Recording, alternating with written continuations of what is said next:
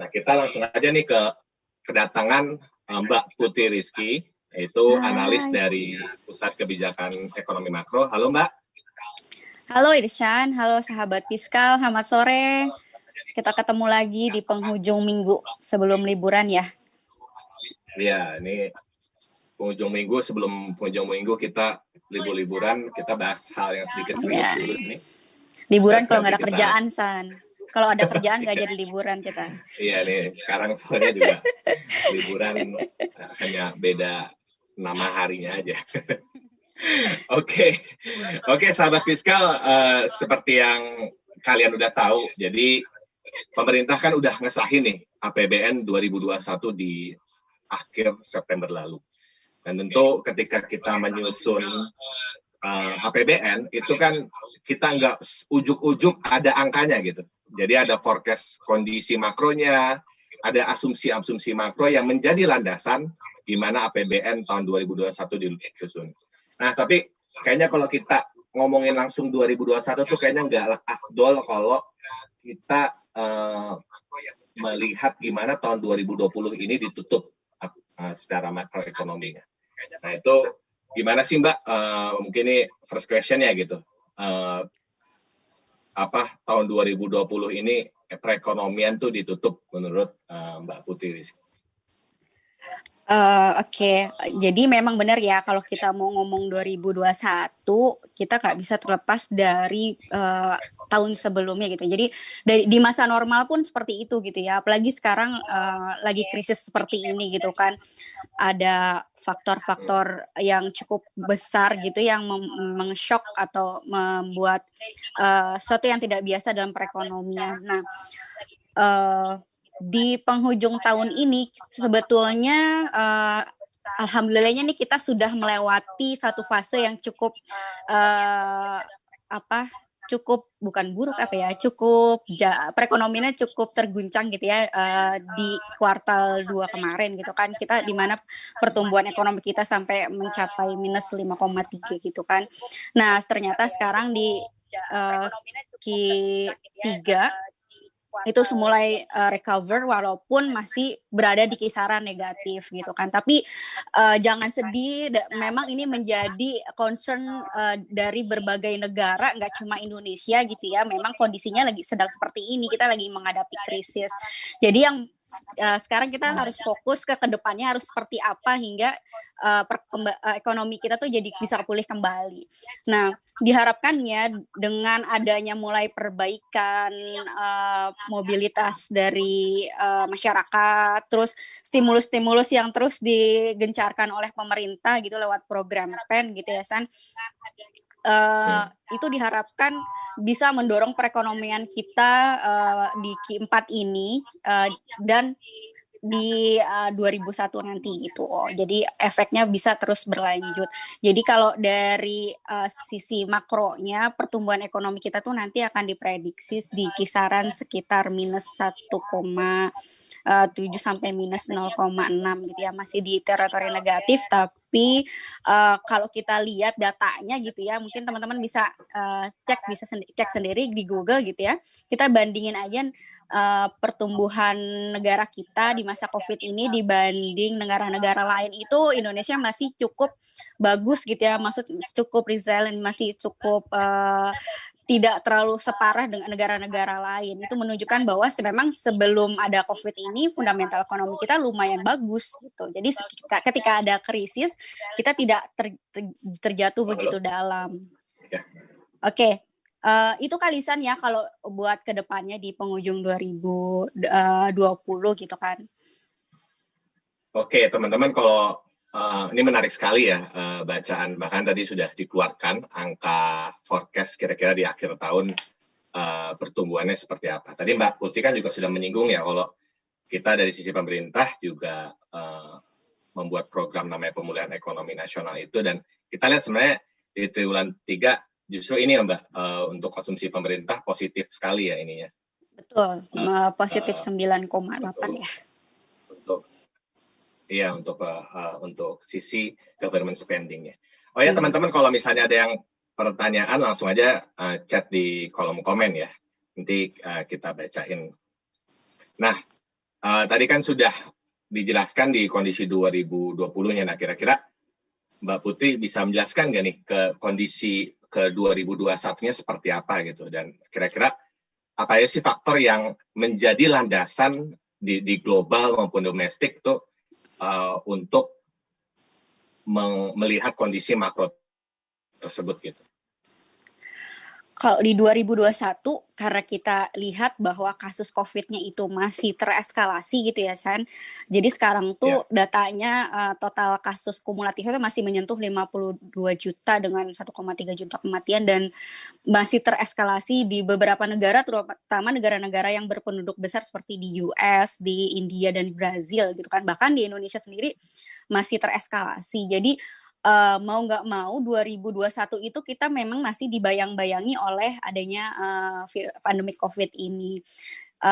Namun lagi-lagi itu tadi ya, pemerintah itu kan punya sebagai satu institusi yang punya instrumen untuk meng-counter cyclical atau mendorong sesuatu menjadi membalikan keadaan gitu ya. Kalau lagi krisis berarti kan didorong biar pertumbuhannya bagus gitu ya, biar bisa bangkit dari krisis. Jadi benar kata Ishan tadi, kita tuh dari sejak PEN digulirkan beberapa bulan lalu gitu ya, itu adalah salah satu upaya pemerintah dalam menstimulus perekonomian dan terutama lewat daya beli masyarakat, dan untuk mendorong para pengusaha agar tidak terpuruk lebih dalam gitu ya.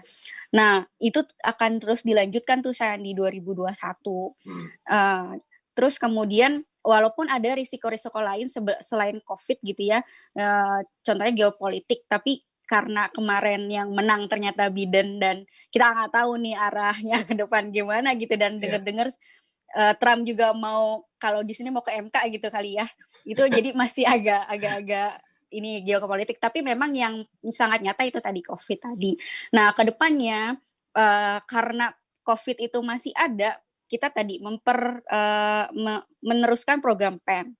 Jadi semakin mempercepat akselerasi dari pemulihan ekonomi ini sendiri gitu ya, baik dari sisi dua-duanya, supply dan demand gitu.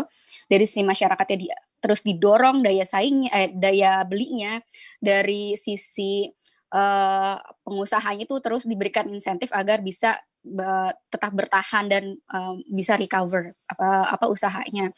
Terus kita juga punya satu agenda gitu ya, Shan, bahwa kan kalau Ishan inget gitu ya, kalau cerita di awal 2020 itu kan masih manis banget ya. Kita kan masih punya cita-cita di 2045 itu mau jadi negara negara maju gitu ya. Dengan dan itu bukan cuma kita yang ngomong, Shan. Itu bukan cuma maunya presiden, tapi beberapa lembaga itu mengklaim itu, bahwa kita berpotensi nih, punya potensi besar untuk menjadi negara maju, karena kita juga sedang mengalami bonus demografi gitu kan. Dan tapi kan itu ada tantangannya gitu ya, ada prasyaratnya lah. Kalau mau menggapai cita-cita. Nah, di 2020 awal itu kebijakan pemerintah tuh bergerak di situ gitu. Kita mau mencapai cita-cita itu, tapi di bulan Maret ternyata kena COVID gitu kan. Akhirnya prioritasnya menjadi berubah gitu ya. Dari yang awalnya, kalau Ishan hafal banget deh, kalau awalnya tuh dulu kita kan prioritasnya tuh di belanja SDM ya. Kemudian akhirnya kita convert, refocusing, realokasi anggaran kita untuk lebih ke penanganan COVID dari segi kesehatan, perlindungan sosial, dan recovery ekonomi itu tadi. Nah, di 2021 ini pemerintah perlahan ingin kembali ke track itu gitu, bahwa kita perlu nih juga menyusun jangka menengah panjang untuk mencapai cita-cita itu lagi. Dan satu lagi, Sen, kalau lagi krisis gini kan memang lesu gini ya, maksudnya perekonomian pihak-pihak swasta, pengusaha itu kan juga aktivitas perekonomiannya terbatas. Jadi kan istilahnya roda ekonomi itu tidak terlalu berputar. Oleh karena itu kita tuh di pemerintah juga memikirkan bagaimana gitu ya, agar kita tuh sebagai negara 2021 nanti ketika perekonomian mulai membaik, karena ingat Shan, di Q2 2020 tuh Cina udah positif lagi pertumbuhan ekonominya. Karena dia kan kena COVID-nya duluan, sembuh duluan, terus perekonomian maju, dan Cina kan ekonomi yang cukup besar gitu kan. Jadi dengan harapan itu dan ya ini juga ada kaitannya dengan revisi dari outlook pertumbuhan di 2021 oleh IMF karena faktor ini ya. Jadi direvisi, kalau Indonesia kan masih 5, IMF tuh sekarang 26,1 merevisi memproyeksi pertumbuhan kita di 2021 pertumbuhan Indonesia gitu kan. Nah, itu kan suatu hal yang istilahnya sisi baik ya, walaupun COVID masih ada, tapi pertumbuhan ekonomi atau aktivitas ekonomi itu mulai jalan gitu kan, relaksasi mulai dilakukan gitu. Itu memberikan suatu harapan bahwa kita bisa nih kembali memutar perekonomian di Indonesia. Makanya kita butuh satu langkah kayak reform gitu ya, buat gimana sih biar ada ekonomi kita lebih dipacu lewat salah satunya lewat investasi. Makanya itu juga menjadi salah satu faktor pendorong di pertumbuhan 2021. Selain tadi program PEN, penanggulangan COVID, dan vaksin juga jangan lupa. Jadi vaksin itu memang jadi kayak game changer-nya di 2021 gitu kan, dimana ketika kita dengar vaksin orang mulai optimis seperti itu. Oke Mbak, tadi kan udah disinggung ya Mbak mengenai pertumbuhan 5% ya. Nah, tapi kan Mbak Putri tadi udah bilang juga tuh bahwa IMF atau ini ada lembaga lain juga memforecast bahwa bahkan kita lebih dari angka yang kita proyeksi sendiri sebagai pemerintah gitu. Nah, kira-kira kenapa sih kita proyeksi di angka 5% atau kitanya yang kurang optimis atau seperti apa gitu, atau bacaan Mbak Rizky itu kenapa gitu dengan angka 5% ini? Jadi kalau yang saya lihat itu memang memproyeksi angka apapun gitu ya yang terkait dengan variabel makro di masa krisis itu bukan hal yang gampang, Shan. Pasti kan ada apa bahasanya, standar deviasi apa sih, ada ininya, ada range-nya lah gitu kan, karena memang iya betul, karena memang kondisinya uncertainty-nya cukup tinggi gitu kan. Kita nggak nyangka dulu kan kemarin waktu di awal COVID itu bacaan kita Agustus, September itu udah mulai normal gitu. Tapi ternyata sampai sekarang masih kayak gini gitu kan. Itu kan suatu hal yang tidak bisa diprediksi. Itu juga gitu kan. Jadi memang kalau yang aku lihat gitu ya, kenapa kita pasang di 5%, karena itu lebih realistis. Karena tadi COVID masih ada dan baseline kita di 2020 kan cukup rendah gitu ya. Jadi memang sekitar 5% itu angka yang cukup moderat gitu. Ya, apalagi ini kan perlambatan ekonomi yang tidak disebabkan oleh dari ekonomi ya. Jadi kita sangat-sangat uncertainty gimana vaksin apa ditemukan. Nah, ketika ditemukan apakah efektif atau tidak, itu kan jadi pertanyaan besar yang mungkin sampai saat ini masih belum terjawab. Jadi angka 5% pun pasti dari pemerintah akan terus melihat ya Mbak perkembangannya seperti apa. Betul sekali, Irsan. Oke Mbak, ya ini kita lanjut ke next question ya. Nah kita kan tadi kita ngomong-ngomong vaksin tuh, kita kan udah denger lah, bahkan ada yang bilang kan udah kalau nggak salah ada 2 vaksin ya di internasional yang dari Kanada dan Rusia itu bilang efektivitasnya udah 90%. Nah ketika nih vaksin itu ditemukan nih, apakah ekonomi itu langsung kembali ke kondisi normal? Bagaimana kira-kira perkiraan Mbak timeline lah kira-kira pemulihan ekonomi di tahun 2021? Oke, kalau ngomong vaksin itu sendiri gitu ya, untuk saat ini Indonesia memang sudah menjajaki kerjasama dengan beberapa provider vaksin gitu ya, dan institusi gitu. Tapi itu juga masih dalam tahap koordinasi, dan karena itu tadi yang Ishan bilang, jadi negara-negara yang kena COVID ini kan semuanya lagi nungguin vaksin gitu kan. Terus sedangkan vaksin itu prosesnya sebenarnya kalau normal kan nggak cukup setahun. Dia panjang gitu trajektori fasenya, sampai 6 kali ngecek kalau nggak salah, dan sekarang tuh Iya. kebanyakan 6 tahap gitu ya. Sekarang masih rata-rata masih 3 kalau nggak salah, 3 tahap. Jadi itu masih ya lumayan inilah, kita harus ngelihat juga, harus wait and see gitu. Tapi memang pemerintah terus mengupayakan bahwa ini satu kebutuhan, bahwa kalau memang untuk salah satu menanggulangi COVID dari segi kesehatan memang lewat penyediaan vaksin. Nah, tapi itu kan dengan ini ya, kerjasama dengan lembaga-lembaga lain yang memang kebanyakan dari luar gitu ya. Dan tapi Indonesia sendiri punya satu program jangka panjang yang menengah jangka panjang yang menurut saya sangat bagus gitu ya, yaitu dengan pengembangan vaksin merah putih gitu. Nah, vaksin merah putih ini diinisiasi oleh Kemenristek gitu ya, dan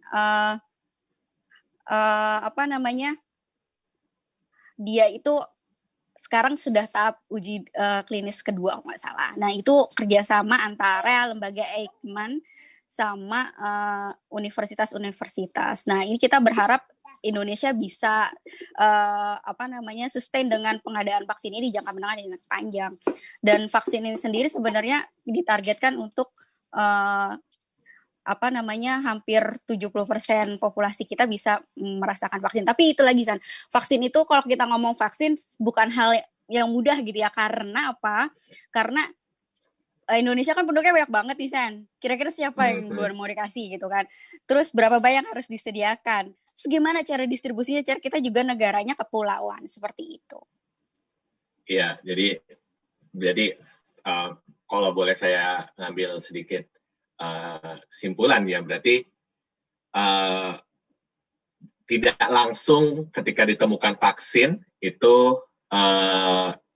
ekonomi kembali normal, tapi ada karena tadi ada kondisi-kondisi bagaimana negara kita yang besar kepulauannya dan dengan berbentuk kepulauan dan jumlah penduduknya besar, jadi itu jadi tantangan-tantangan tersendiri gimana dari hubungan vaksin dapat pemulihan ekonomi ya, Mbak. Ya, betul. Ini saya ingetin lagi ya, kalau ada teman-teman yang pengen nanya, jangan segan-segan untuk di kolom komen untuk ngechat, nanti kita langsung tanya karena ini sayang banget narasumbernya ini gudangnya atau kokinya dari orang yang memasak forecast makro di kemudian hari, jadi kesempatan ini jangan dilewatkan gitu. Aduh, enak masak beneran, Chan, depan masak gini aja.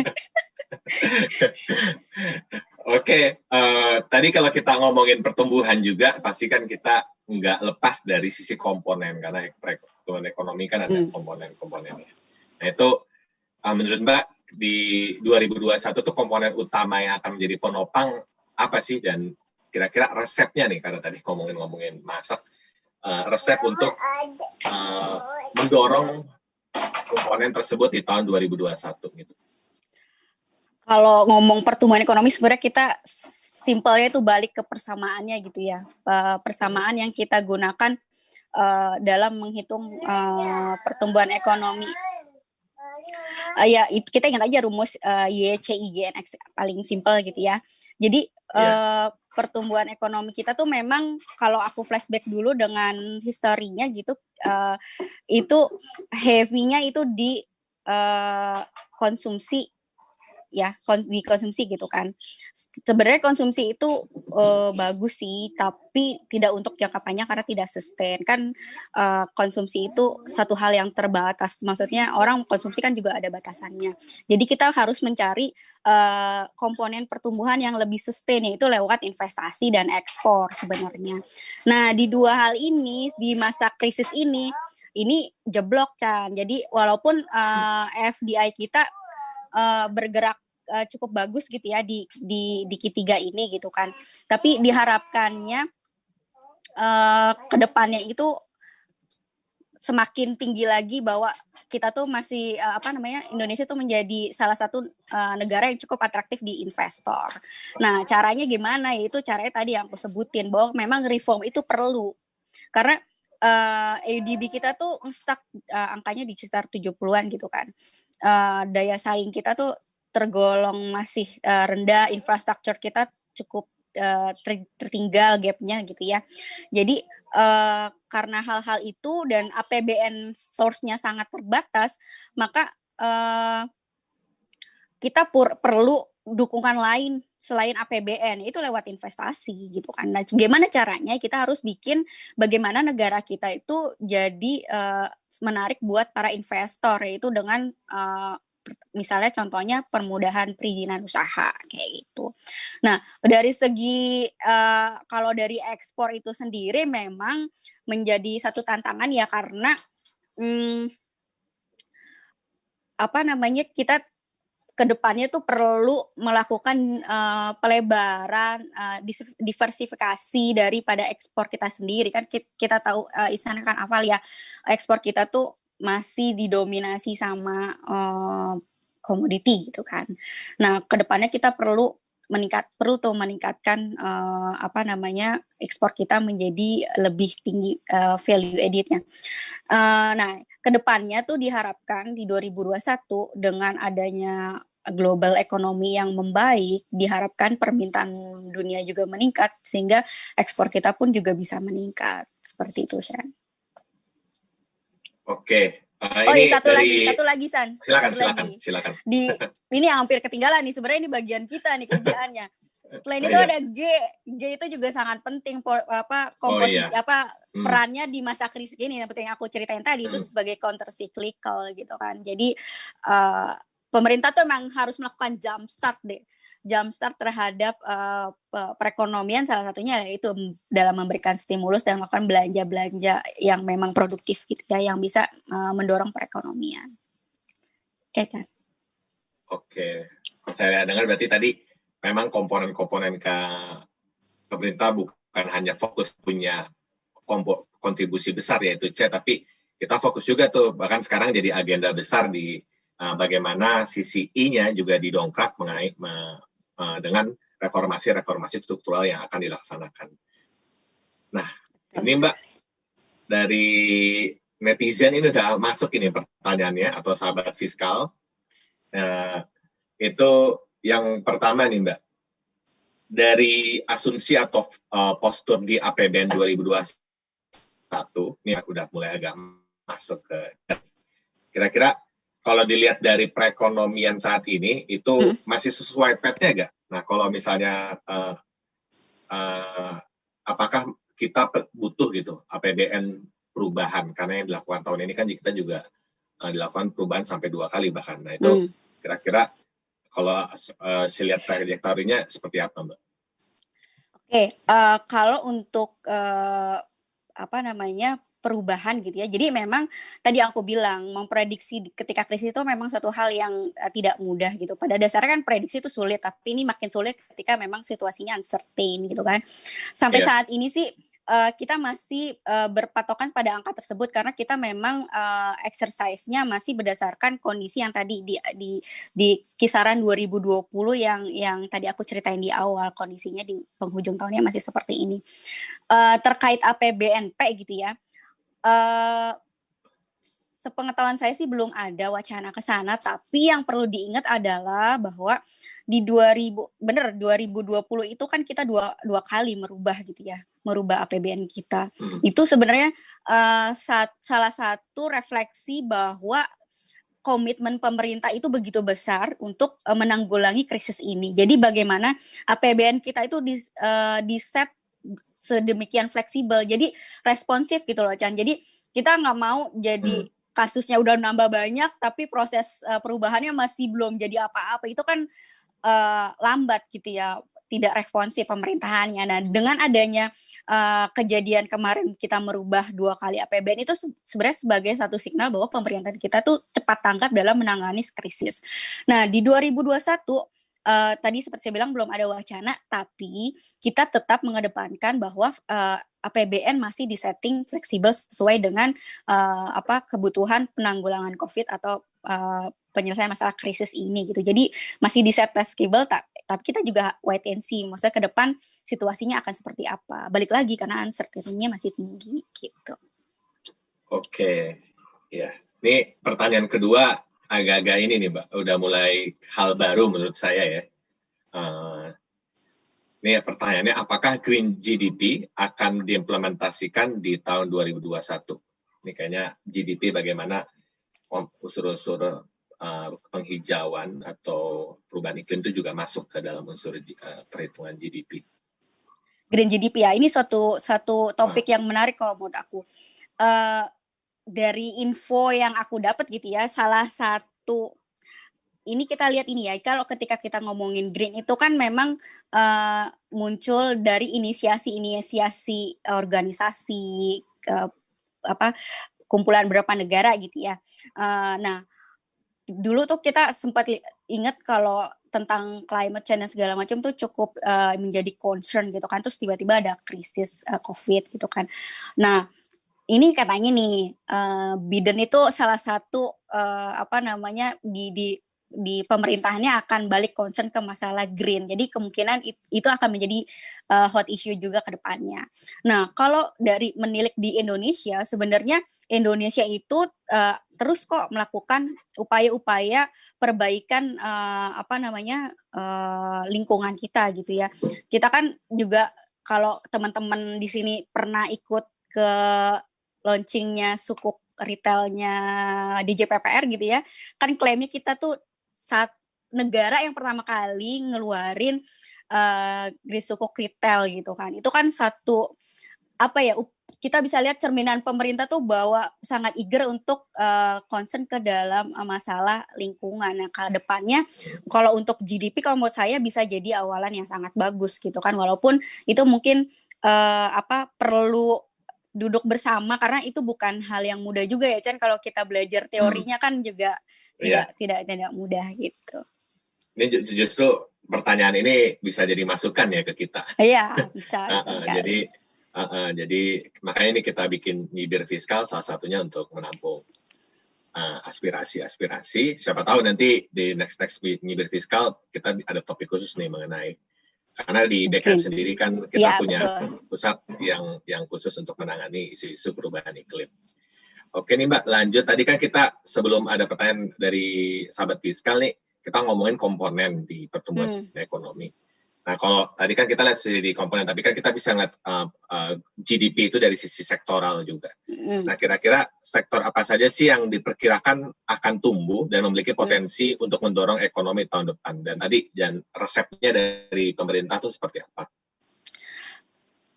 Kalau kita ngomongin lagi-lagi ya, aku harus ngomong dulu nih 2020 gimana kondisinya gitu. Secara sektoral itu di 2020 sektor yang cukup bagus performanya gitu ya, malah cukup tinggi gitu itu telekomunikasi pastinya. Karena apa? Kita semua rata-rata yang kerja itu stay at home gitu kan, yang belajar juga belajarnya dari rumah gitu kan. Jadi biaya pulsa dan segala macam itu melonjak, dan jasa kesehatan juga meningkat karena ya wajar gitu ya. Jadi banyak orang yang terkait dengan isu kesehatan di masa pandemi COVID ini.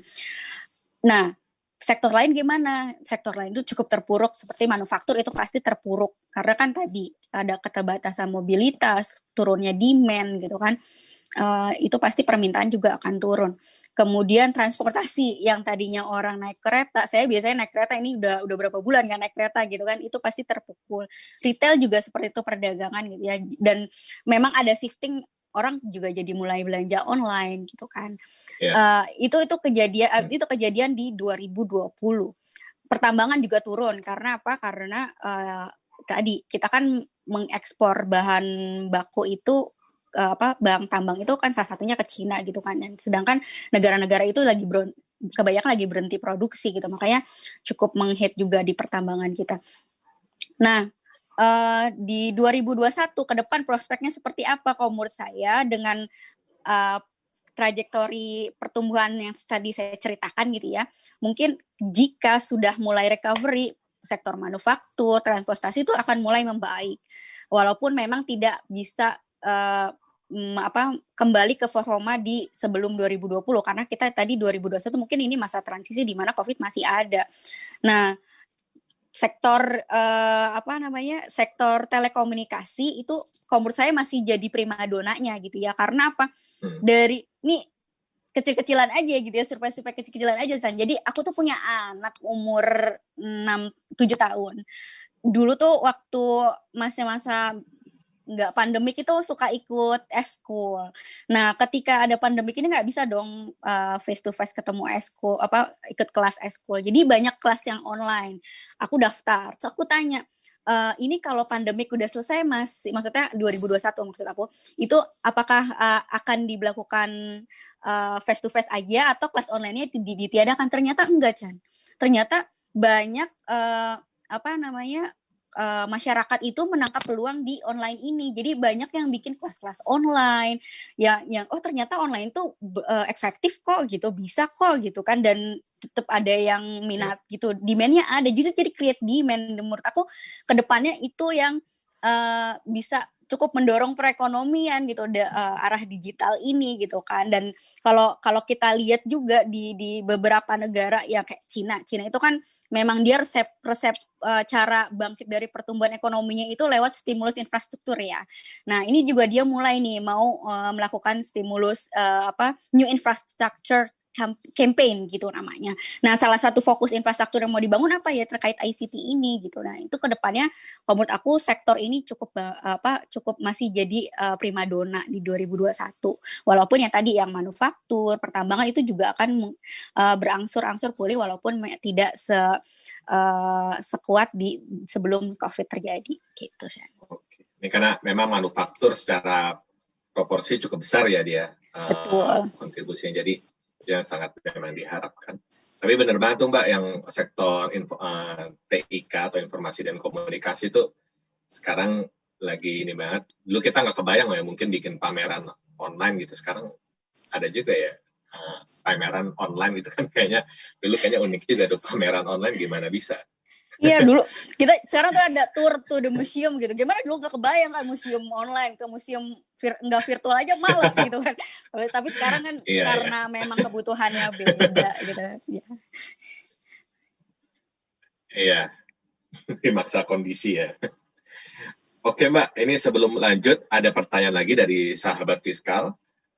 Apakah ada dampak negatif dari mudahnya investor asing yang masuk berinvestasi di Indonesia? Karena kan tadi kita disebutkan bahwa kita fokus mendorong jika pemerintah pengen investor di luar negeri itu datang. Nah, kira-kira ada nggak sih dari hal itu dampak negatifnya? Kalau saya ini opini pribadi saya ya gitu. Jadi kalau menurut saya selama prosedurnya benar ditaati gitu, dan selama apa yang dia lakukan sesuai dengan apa yang diperbolehkan Indonesia, harusnya tidak ada dampak negatifnya gitu. Misalnya apa? Khawatiran akan isu lingkungan gitu kan. Itu kan sudah ada jelas peraturannya gitu kan. Peraturan bahwa kita harus dalam setiap berinvestasi itu harus memenuhi standar-standar tertentu untuk tidak bisa mencemari lingkungan gitu. Itu. Jadi mungkin yang menjadi isu kalau menurut aku tuh pengawasannya justru Chan. Jadi kita secara regulasi itu udah bagus, tapi pengawasannya memang yang perlu diperbaiki gitu kan ke depannya, karena kita tahu sendiri Indonesia itu tier pemerintahannya kan cukup kita kan negara sistem ekonominya desentralisasi gitu ya. Jadi di mana pembagian peran pemerintahannya itu terbagi. Itu kan mesti ada koordinasi yang bagus. Belum lagi masalah oknum-oknum gitu kan, walaupun kadang-kadang kan oknum tapi jatuhnya ngejasnya jadi pemerintah gitu kan, itu juga banyak terjadi. Jadi memang kalau menurut aku selama dia masih menuruti comply terhadap peraturan-peraturan yang kita buat, itu harusnya sih positif gitu dampaknya gitu kan. Karena investasi itu memang satu hal yang jadi sangat penting gitu ya, karena tadi pemerintah tuh source-nya terbatas. Kita hanya bisa berfokus pada hal lain, kita fokuskan, kita prioritaskan gitu kan. Itu pun kayak infrastruktur, kita tetap harus menggandeng investor yang lain gitu, karena kalau enggak ya akan lama banget gitu selesainya. Secara financingnya akan susah sekali gitu. Terus dari segi transfer knowledge itu juga sangat penting, karena kita tahu sendiri Indonesia itu salah satu negara yang secara teknologinya nggak canggih-canggih amat gitu ya, walaupun ya saya ya ini generalnya aja gitu. Kalau ada yang canggih ya mohon maaf gitu. Tapi secara general kan nggak canggih-canggih amat ya Shan gitu kan. Nah, padahal nih orang-orang nih dulu sebelum COVID udah ngomongin revolusi industri 4.0 gitu kan. Di Indonesia masih ada jauh gitu kan. Nah, oleh karena itu kita butuh banget tuh peran-peran investor-investor yang punya teknologi untuk bisa kita absorb di sini gitu kan. Dan kalau menurut aku sih memang secara peraturannya juga memfasilitasi itu ya, bahwa memang harus ada keharusan investor itu melakukan jadi transfer knowledge ke lokal gitu kan. Seperti itu. Iya, jadi dampaknya positifnya banyak, walaupun tadi memang ada eksternalitas negatif, tapi pemerintah punya tools lain ya Mbak. Kalau saya lihat tuh untuk meng-overcome dari eksternalitas negatif tersebut. Oke, kita lanjut. Ini kita isunya tadi kan agak makro, sekarang ngomong-ngomong sedikit isu development. Nah, dari seluruh dunia lah, bukan hanya di Indonesia, yakin khawatir gitu, kondisi kemiskinan, pengangguran, dan juga rasio gini, biasanya sepaket kita ngeliatnya, itu semakin tinggi atau melebar karena pandemi. Bahkan kalau pengangguran sendiri kan angkanya sudah keluar ya, di Agustus itu sekitar 7,07% atau sekitar 9,77 juta orang. Seingat saya itu naik sekitar 72 jutaan orang. Ya, kemiskinan juga sudah sedikit naik di Maret 2020, walaupun waktu itu belum terimbas COVID banget sebenarnya. Nah, kira-kira sekarang tuh kondisinya dapat dikatakan parah atau masih sama dari perkiraan sebelumnya gitu, dari angka-angka yang keluar sebelumnya? Kalau ngomongin Gini sama kemiskinan, memang kalau pakai data terakhir tidak reflect COVID ya Chan ya, karena dia kan keluarnya untuk survei yang bulan Maret gitu, di mana kita COVID-nya kan belum tereskalasi saat itu gitu kan. Tapi secara teori ya pikir-pikiran orang biasa ya pasti ngaruh lah gitu kan ya, orang gara-gara COVID yang tadinya orang kerja jadi nggak kerja gitu kan, nggak punya penghasilan ya pasti kan berdampak kepada income dan akhirnya ya tingkat kesejahteraannya mereka gitu kan. Terus kalau dari segi tenaga kerja gitu kan, ini juga menjadi isu di belahan dunia manapun, benar kata Ishan tadi gitu.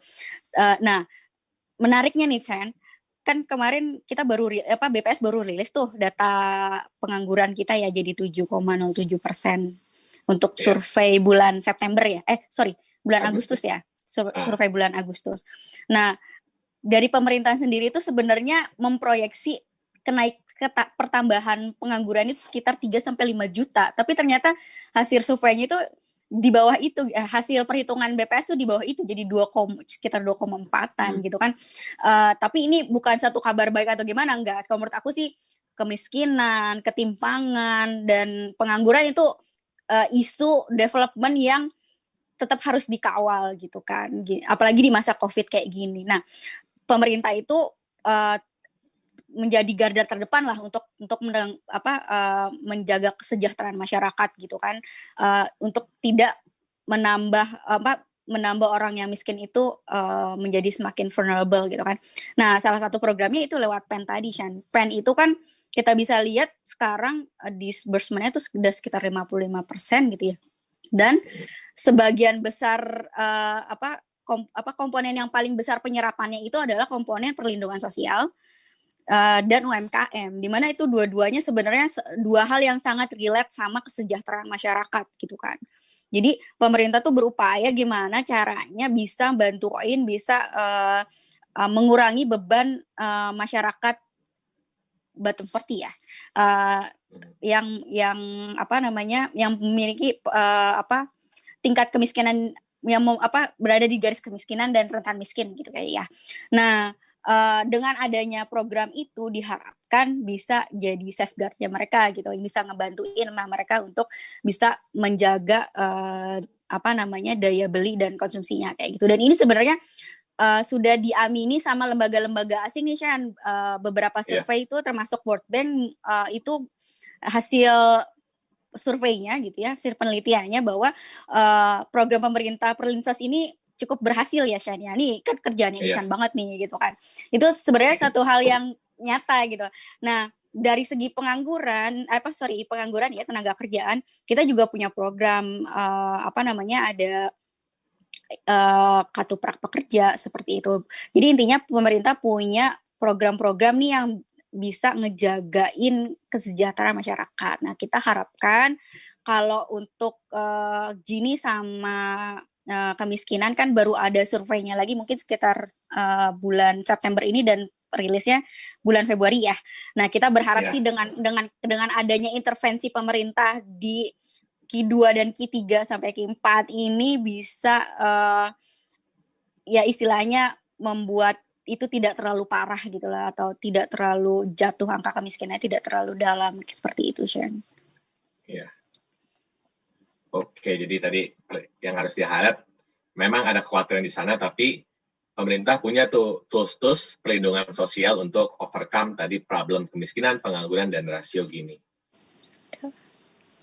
Oke Mbak, kita masuk ke sedikit ke APBN 2021.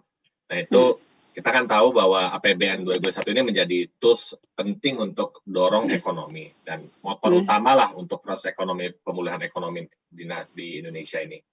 Nah kira-kira apa aja sih program unggulan APBN untuk mendorong ekonomi yang sudah tertera di APBN 2021? Oke, kalau untuk APBN 2021 kita punya tagline-nya itu ekspansif dan konsolidatif gitu ya. Jadi kita mau dorong perekonomian, tapi kita juga melakukan konsolidasi gimana biar APBN kita tuh terutama defisitnya bisa back to the normal gitu kan. Seperti kita tahu kan karena adanya COVID ini kan defisitnya cukup melebar gitu kan. Dimana kita tuh satu negara yang disiplin fiskalnya tuh lumayan ketat, bukan lumayan, sangat ketat kalau menurut saya gitu ya. Karena ini cerita nih Shani, dulu ya waktu aku kuliah kan di Australia gitu. Isinya kan banyak, karena di sekolahku tuh banyak nerima PNS kayak kita gitu dari berbagai negara gitu ya. Ketika kita presentasi, waktu itu kita presentasi bikin kajian tentang utang dan defisit gitu ya. Mereka tuh terkaget-kaget. Kenapa kalian begitu worry dengan angka segitu sedangkan negara kita angkanya udah kemana-mana gitu kan. Itu kan sebenarnya dan ini pengalaman saya juga gitu ya. Pengalaman saya di IRU, kebetulan kan saya di Investor Relation Unit, itu investor tuh bolak-balik nanya, ini yakin kenapa Indonesia defisitnya nggak mau ditambahin. Tapi sebenarnya adalah kita tuh harus mikir defisit makin lebar kan memang berarti source makin banyak, tapi perlu dibalikin lagi source yang banyak itu efisien apa enggak mungkin kan. Jadi kita balik lagi ke spending betternya harus dipakai gitu kan. Ini salah satu ya, tadi balik lagi ke tagline-nya konsolidatif. Nah, kedepannya APBN 2021 itu tetap menjadi instrumen pemerintah untuk tadi meraih isu 3 hal yang tadi ya terkait COVID ini, masalah kesehatan, perlindungan sosial, serta insentif bagi usaha untuk percepatan recovery ekonomi kita gitu kan. Itu terus, jadi PEN itu masih akan terus dilakukan di 2021. Tapi itu tadi aku cerita kita mau coba sedikit berupaya untuk kembali ke track kita agar jangka menengah jangka panjangnya itu tetap masih inline dengan apa yang kita cita-citakan di awal gitu kan.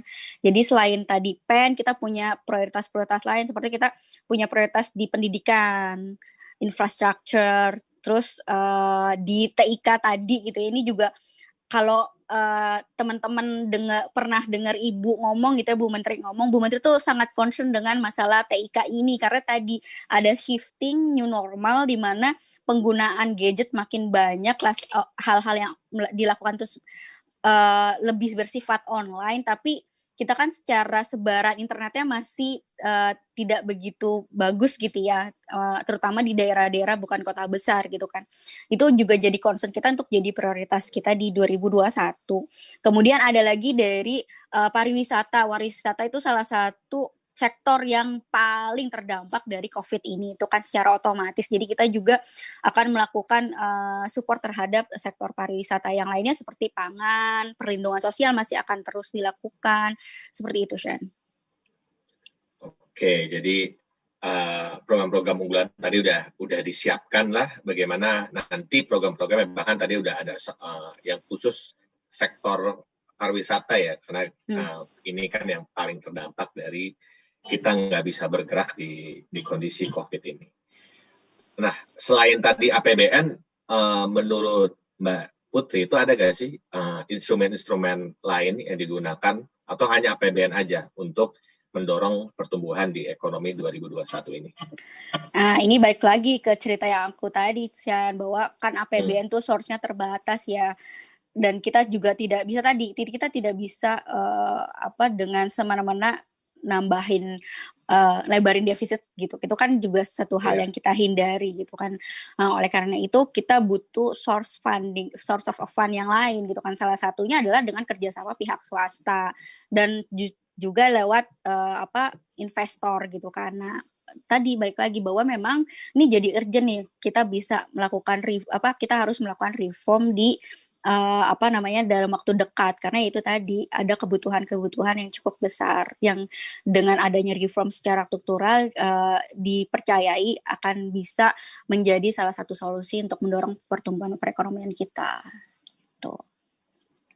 Nah, karena kalau ngomong-ngomong, karena Mbak Putri udah nyinggung reform dan udah ngomong juga mengenai jangka menengah dan panjang, nah kira-kira apa sih program atau APBN ini kan disusun juga untuk menjawab tantangan jangka menengah dan panjang.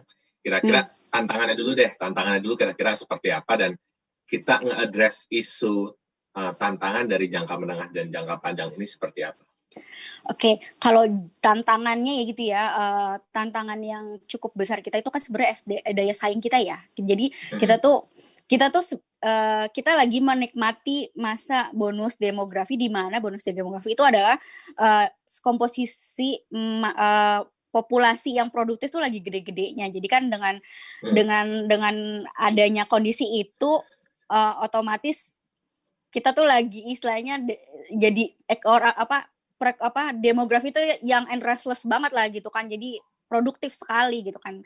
Tapi apakah benar gitu ya bonus demografi yang kita punya itu akan memberikan benefit yang begitu besar seperti itu?